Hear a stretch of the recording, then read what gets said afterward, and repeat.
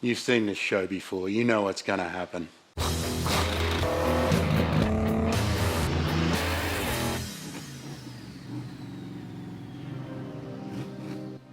Welcome back to the Skid Factory.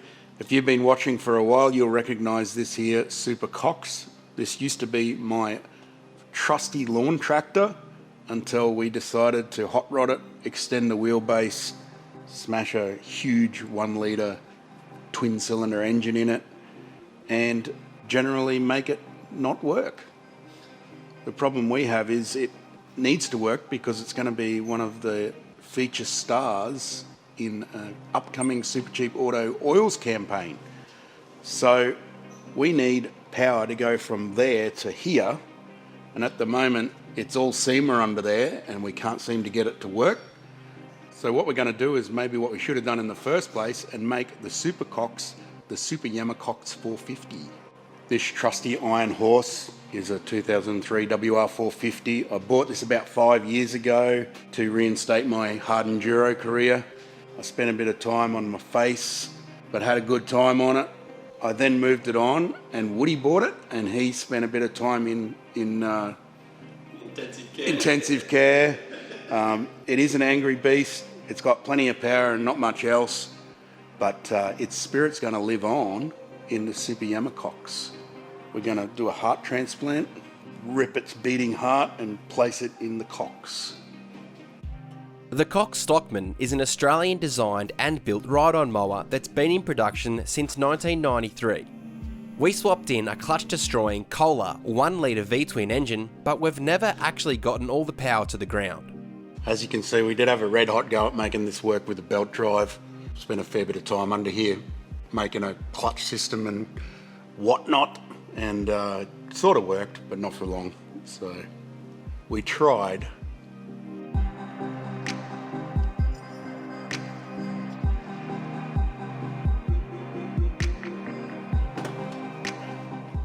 Originally, we used the go-kart centrifugal clutch, but the V-twin produces too much torque and turned the clutch into smoke.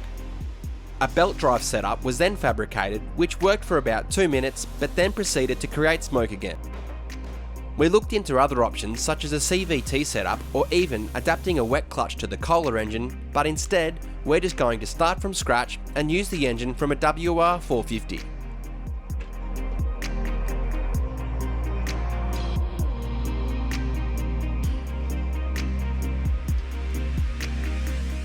Pro tip, mangled old Phillips head, can't get it undone. These things are your friend. You just grip the side, give it a hard clamp, you've got heaps of leverage now, and you can just loosen it. Happens all the time. Perfect for stupid stuff like Loctited on factory TPS bolts and stuff like that. Don't care about that. Don't care about that. Don't care about that. Never worked. Don't care about indicators. Kill switch. Probably a good idea. Keep that.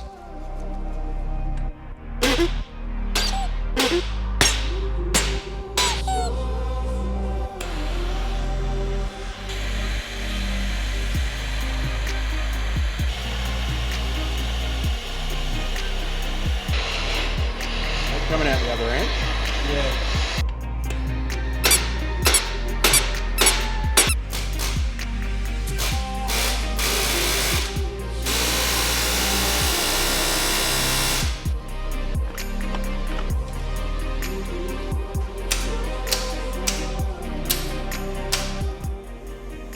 How's your fingers? Yeah, I hit him with a hammer like 3 times. Ouch.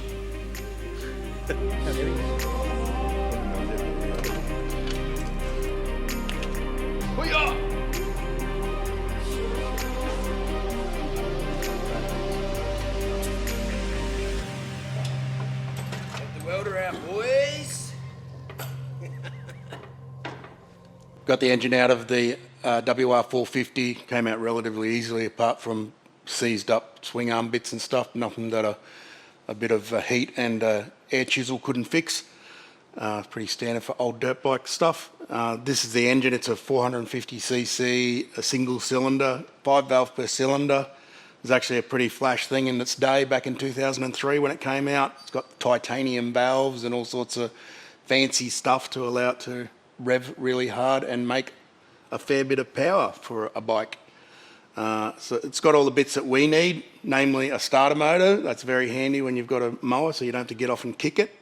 It's got a clutch, a wet clutch, that is very hard to kill, which is a very important part of this project.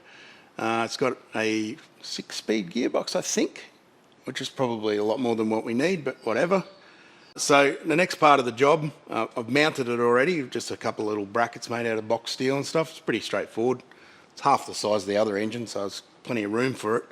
Next, we've got to get the drive from the gearbox here. That's the sprocket coming out of the box. That would normally just go to your back wheel on your bike. But in this case, we can't go through the middle of our legs, so we've got to go down under into the safe zone underneath the mower, so when stuff breaks, it doesn't cut our legs off. So it's got to go down. We're going to have some idler shafts. So one idler there to change directions, and then another one that goes out to the original chain drive to the back wheels. So I've cut a hole, chain can go down through here. We'll put some idlers in, weld some stuff. Things will go everywhere and it'll work at the end of the day, hopefully.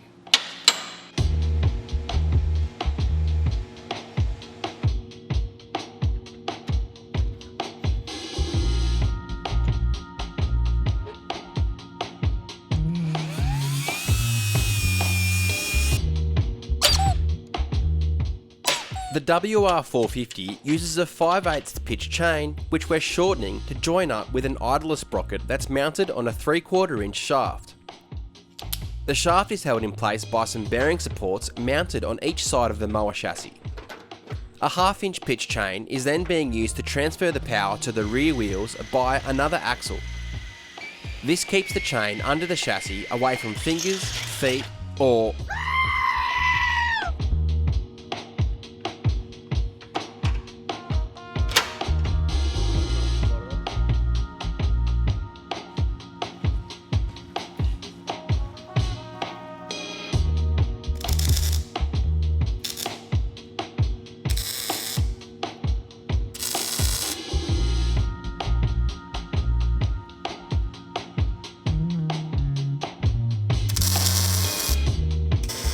sprockets are usually mounted using a keyway, but due to time restraints, we weren't able to source any keywayed shafts, nor did we have any time to machine our own, so we're resorting to the welder.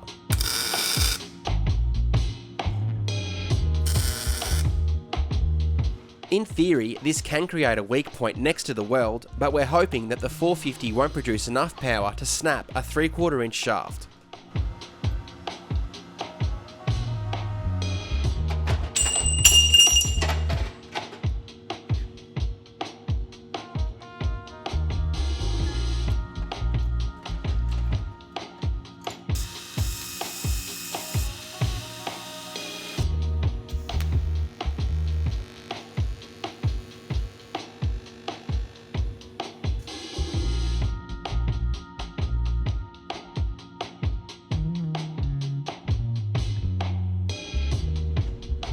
Yeah. That's heaps tight. Don't be too tight, to be honest. Oh no, perfect. So slow.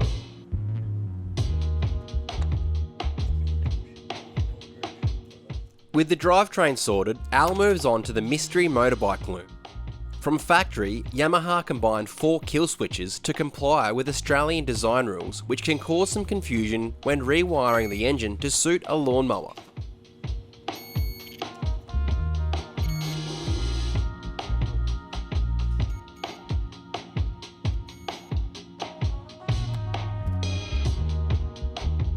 Luckily, Al's no stranger when it comes to weird Japanese wiring looms, so after a quick twitch and tape, we're able to give the mower a test start to make sure we're on the right track.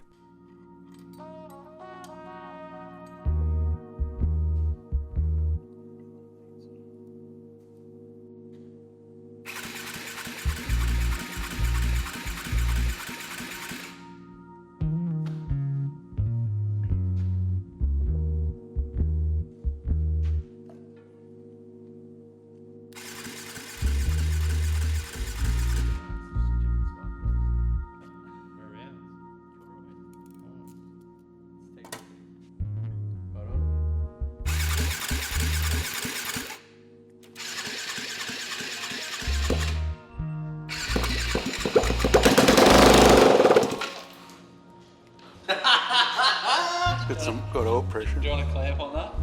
That's probably just going to pop off again, eh? Got the change drive all sorted in theory. Now we need to get it started and see if it actually works in practice. I've pulled apart the wiring loom, deleted some stuff. There's not many diagrams around that actually mean anything, but we've just sort of fiddled around and see if it works. We got spark, so we should be able to fire it up now. We've got oil pressure. Got oil pressure because it spurted all over the workshop, so no need for a gauge.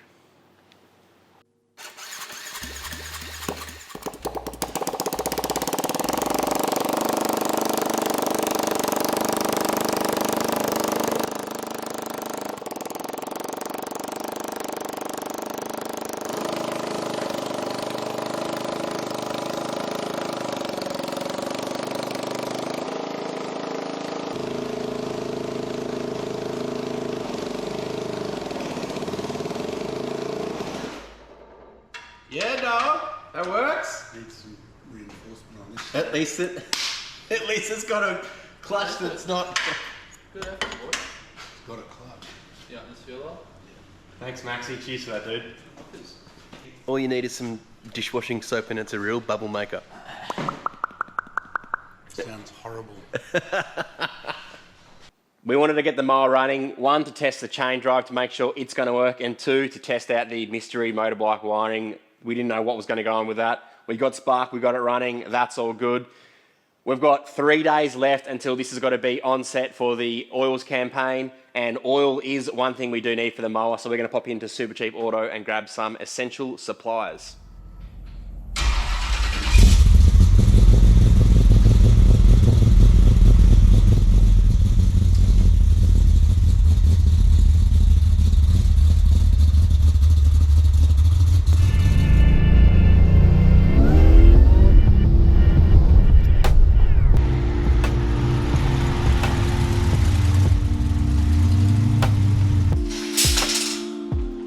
Some VIP parking out there.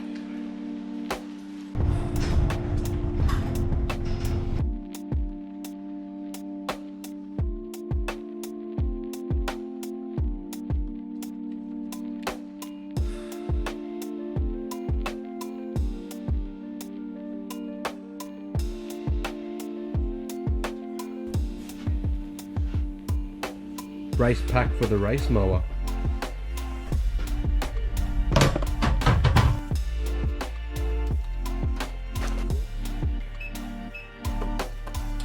I'm not sure that the vehicle is designed for this.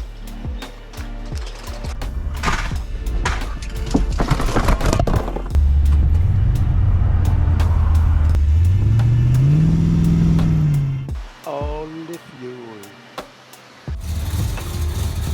With some supplies sorted from Super Cheap Auto, we're able to hook back in to finish off the mower in preparation for the best performing oils campaign. The WR450 radiators were bent like a banana, so we're using some fresh KTM ones instead. Some alloy mounts are made in the lathe, which can then be welded to a couple of brackets that will hold the radiators in place so we can keep the Super SUPERCOX cool when we're smashing it around in a paddock.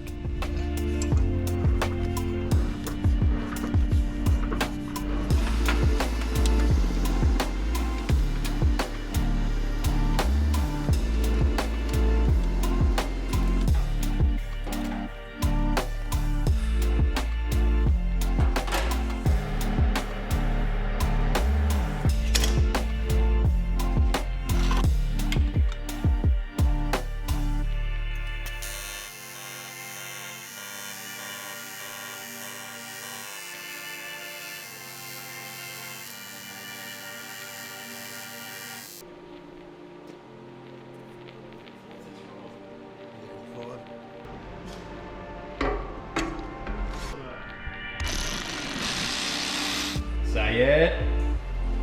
Do it. It's not going anywhere? Or is it?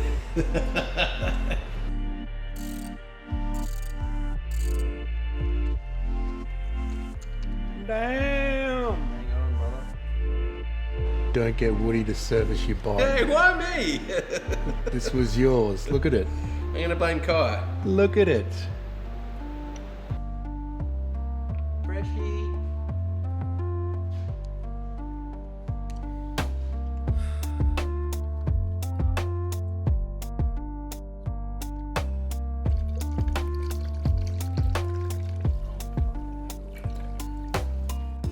If you're servicing your motorbike at home, be sure to check what type of oil to use.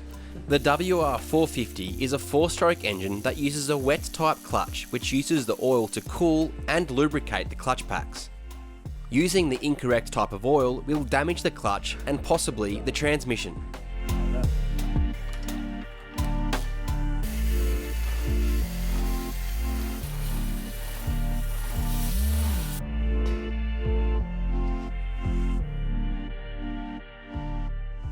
We've got the engine all wired up. It's plumbed up with radiators and it's got coolant in it. It's got chain lube all over the 12 chains that it's got. It's got fresh oil in it, a fresh filter, and it's also got fresh oil all over the floor because as soon as we fired it up, it split the oil cooler that we fitted in and spat all the oil out on the floor. So we then moved on to throwing that in the bin because it wasted our lives, and just looped over those oil transfer lines that we sort of think we know what they do, but we may be wrong. We fired it up again, and then it burst the pipe that we've looped over, which we don't really know why, but we're gonna now move on to one, making the exhaust, but two, we're going to put AN hoses round to a proper engine oil cooler like this. And hopefully that won't blow off. But in the meantime, we might have a look at the frame of the bike and see whether there's any trickery in there that we're not aware of. The last thing we've got to do, hopefully, before we drive it, apart from that oil stuff, is obviously put an exhaust on it. The original front pipe of the exhaust was titanium. You can't weld other shit to titanium. You can only weld titanium to it. So that's been binned. It was mangled anyway. There was not much pipe left of it. And I just made a little collar to go into the cylinder head. That's how these things sort of seal up. And we're just going to make mild steel. We've got one of the mufflers off the twin cylinder engine. That will be horribly obnoxious, just like any WR in the bush, which is exactly what we want. Let's get stuck into it, and hopefully we'll be able to make this get up the driveway. That's the goal. Short-term goal, make it to the top of the driveway. Let's do this.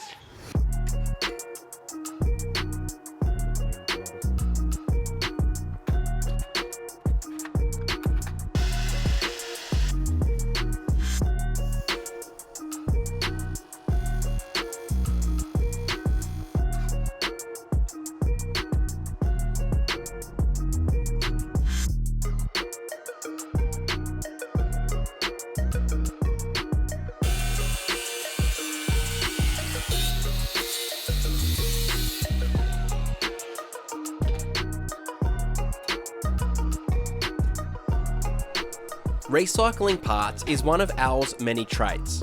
This oil cooler was previously cooling a transmission on a 500 horsepower turbo V8, but now gets to live on and assist with cooling the Super Yamaha 450.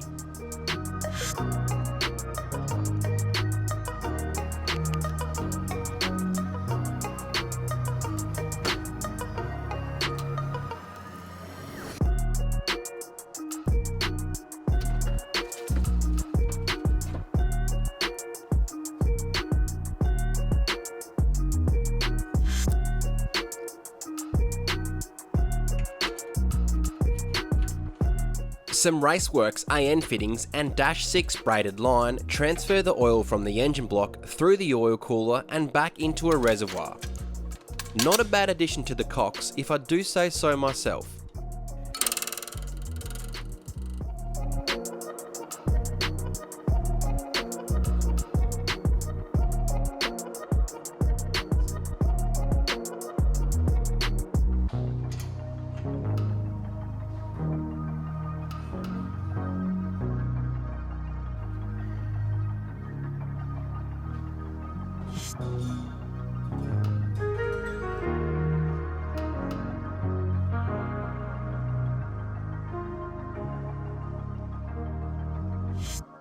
We have the SUPERCOX all sorted, but not before it kicked us in the butt one last time. We hooked up that front mount oil cooler and it almost exploded before we realised that we needed a reservoir and a breather for the dry sump tank to work. We should have known better. We should have used our brains and thought about it more, but it is what it is. And also the water pump has got a leaking seal, so that's a later day fix. Maybe we can call 1300 Kit and he can come service it for us. So that's all done. We're about to go for the maiden voyage. We've got one last day until the Super Cheap Auto Oils campaign's being filmed. This is going to be on set there, so we're not going to go give it a hiding. We're just going to go make sure the clutch actually works, make sure the cox moves, and then at a later date, maybe we can set up some kind of race between Al and myself on a track somewhere.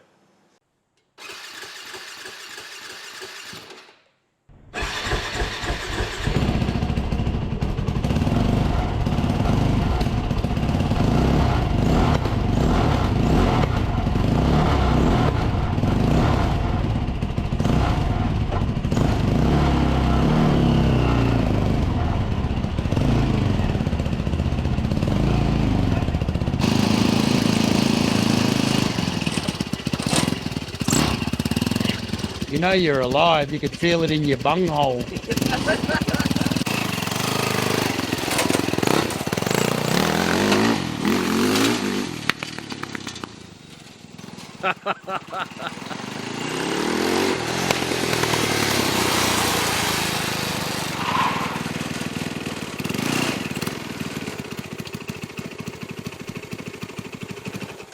What did we say about not thrashing it?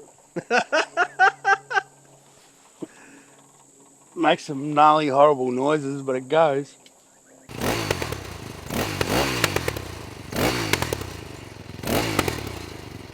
Throwing flames!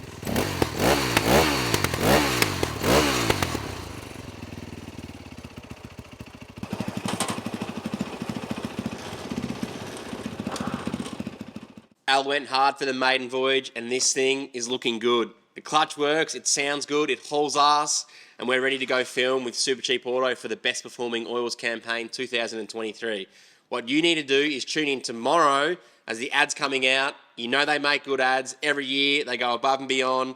This year there's a bunch more cameos, famous YouTubers, famous DJs, V8 supercar drivers.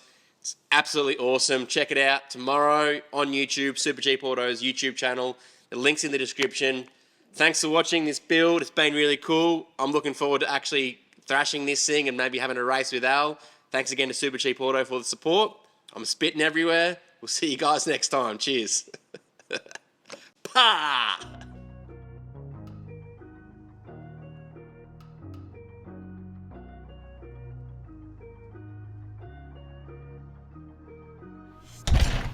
Audio check. Number 1.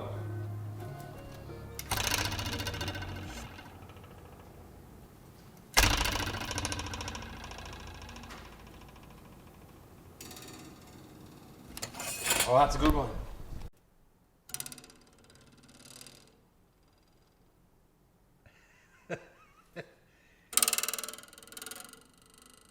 We make our own sounds here at the Skid Factory. Cutaway. It is a cutaway for the mangled pipe. Dropped it on a rock. Maybe the oil cooler was okay. Did it blow the hose? Blew the side out of it. Of the hose? Yeah. Maybe the oil cooler was okay, but it just blew the side out of the oil cooler. Hook that oil pressure gauge up. How much oil pressure do you want, bro? What you gonna say? That's right. It's not a piece of hose. It's professional. You on these ones? Tell me you're old without telling me you're old. I don't need to tell you, you know I am.